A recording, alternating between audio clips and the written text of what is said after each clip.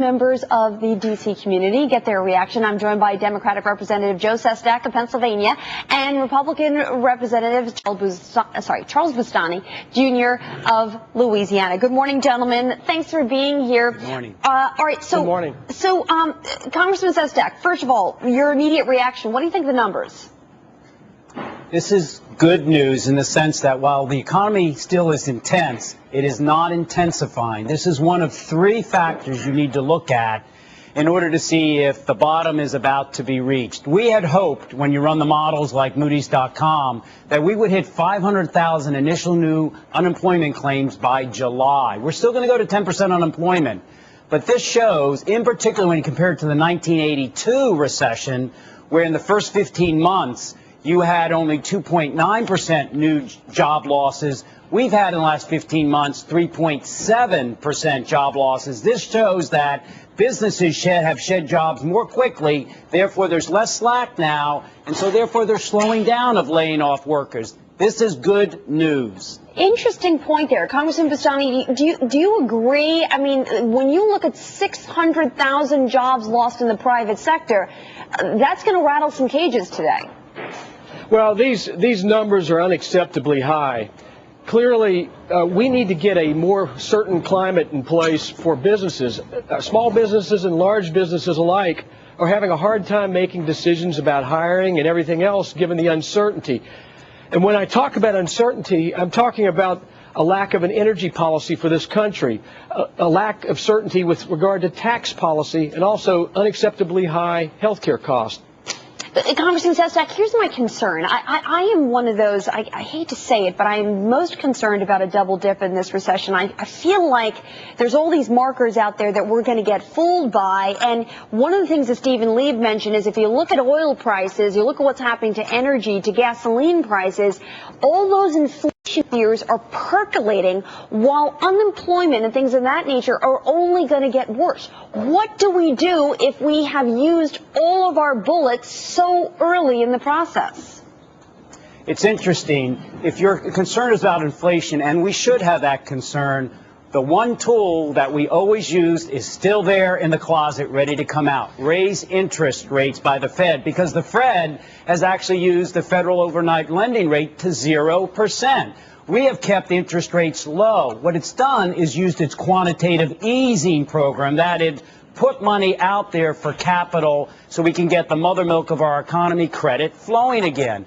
Look, here's the issue. We still have that wonderful tool of raising up the rates if inflation begins. Second, and this is, I think, important, the other two ingredients to look at to see if the economy is beginning to start bottoming out. I don't love these numbers, but it's a good indicator, is LIBOR, the overnight bank lending rate. It shot up to 6.7% last September for a few days. Well, you know, it's normally at 50 basis points. It's about 86 basis points now. Again, credit's beginning to give us a little bit of traction. And finally, public confidence. You saw the reports last week in the New York Times. Public confidence is starting to rebound. I'm not saying this is tremendous. I'm saying it's coming to say that we're no longer in free fall.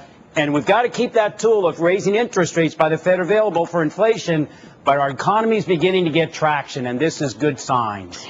You know, it's interesting, Congressman Bustani. I received a report of some comments coming out of the Obama administration, some steps that they're going to use this morning to address those who are out of work, suggesting staying on unemployment rolls, not necessarily the best thing. We want to give people the proper education, the things to move forward. What is going to be the message today out of the administration? How do they address this after what at least was perceived in the marketplace as though a fairly well-done stress test?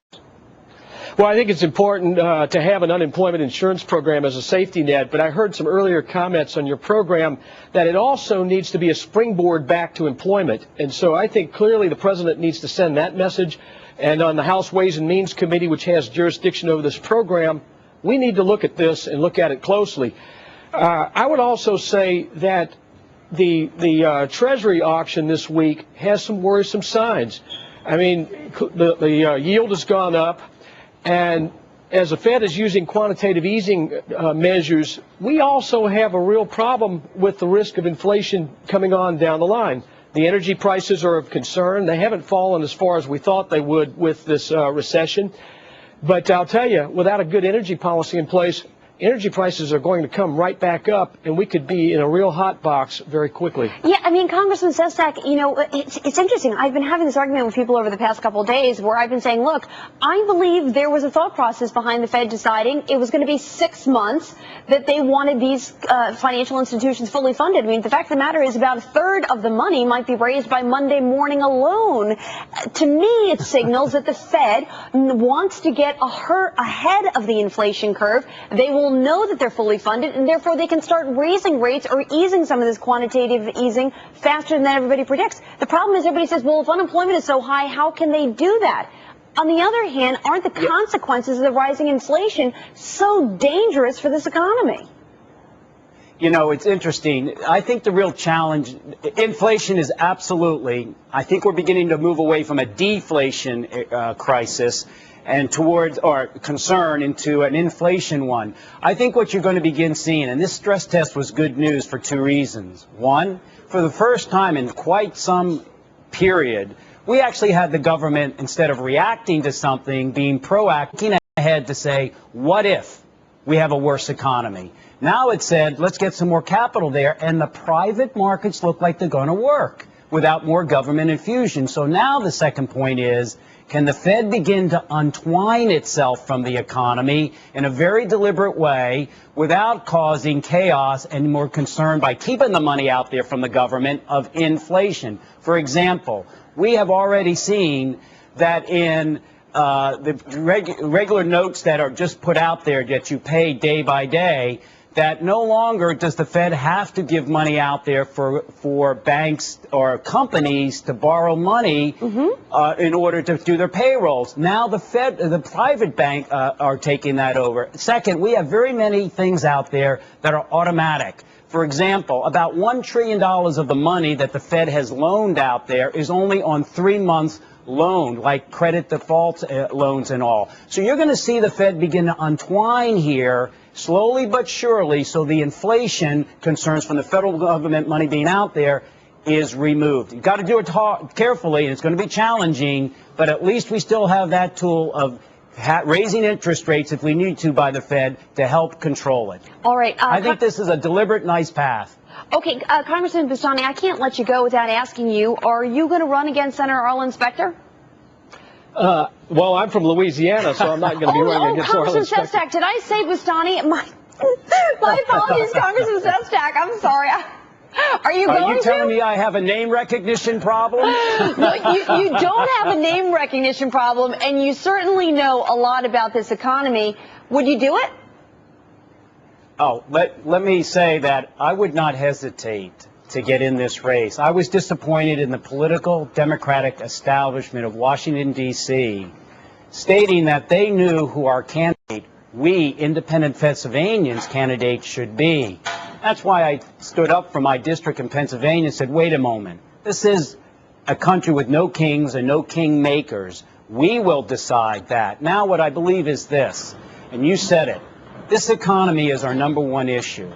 What is Arlen running for? Can he articulate how he, in the past, would have helped us do better, and in the future? What's his proposals, having voted against President Obama's budget, to reform our health security, where we lose $100 billion a year in economic productivity because of the 46 million uninsured Americans? If I don't hear the right answers, I believe that the mantle of leadership, that we want to carry the right ideas forward for policy, should be one of an individual who supports where we're going, and I wouldn't hesitate to get in at all. Haven't decided yet, but I'm not going to hesitate if I need to. I am laughing. You always join me for these Job Fridays, and you're always terrific. I'm laughing because the answer was yes at the start, I believe. But I think you gave a yes, Alexis. Yeah, right, Congressman Sestak. That sounded like the biggest yes to me. All right, gentlemen, thank you so much. It was great having you both with us, and I hope you'll join us again on the next Jobs Friday. Thanks so much, guys. Thanks for having me. Thank you. And for the time. All right. Well, we just heard the